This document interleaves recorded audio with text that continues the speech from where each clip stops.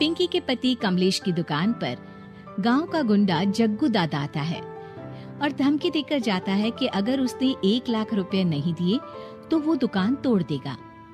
घर में सभी परेशान होते हैं। अरे सत्यानाश हो उस जग्गू का, अच्छा खासा लड़का था, पता नहीं क्यों गुंडागर्दी करने लगा, किसी की भी जमीन हड़प लेता है और अब हमारी दुकान के पीछे पड़ा है नास पीटा। मेरे तो कुछ भी समझ में नहीं आ रहा कि मैं क्या करूं। अरे बेटा, मैं तो कह रही हूं कि 1 लाख रुपए दे दो और छुट्टी पाओ इस जग्गू दादा से। नहीं माँ, मेहनत की कमाई है, ऐसे कैसे दे दूं? मैं तो 1 रुपया भी नहीं देने वाला उसे। अरे पैसा तो दोबारा भी कमा लेंगे, पर जान है तो जहान है। नहीं पिताजी, मैं नहीं दूंगा पैसे, मैंने फैसला कर लिया है। पिंकी कमरे में आकर सोचने लगती है, मेरे पति के ऊपर ये कैसी मुसीबत आ गई है। हे भगवान, क्या करूं मैं? तभी उसे जादुई पत्थर से आवाज सुनाई देती है, दन दना दन दन दन दन, जो चाहे वो तू बन।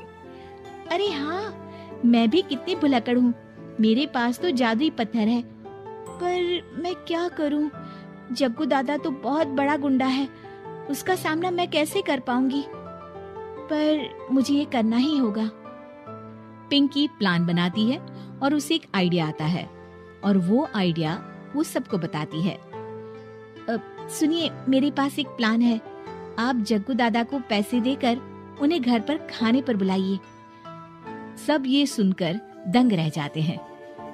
लो और सुनो, अरे वो तुम्हारे दूर के चाचा नहीं है जिसको खाने पर बुलाया जाए, जग्गू दादा है, इस गांव में सबसे अमीर और 1 नंबर का गुंडा। ओफो सासू माँ, मैं जो कह रही हूँ वो करके तो देखिए। मैं आपको यकीन दिलाती हूँ कि कल के बाद जग्गू दादा हमें कभी परेशान नहीं करेगा। पिंकी के कहने पर कमलेश जग्गू दादा को रुपए देता है और उसे अपने घर खाने पर बुलाता है। अरे भाई, मानना पड़ेगा कमलेश, काफी तरक्की कर लिया तुमने।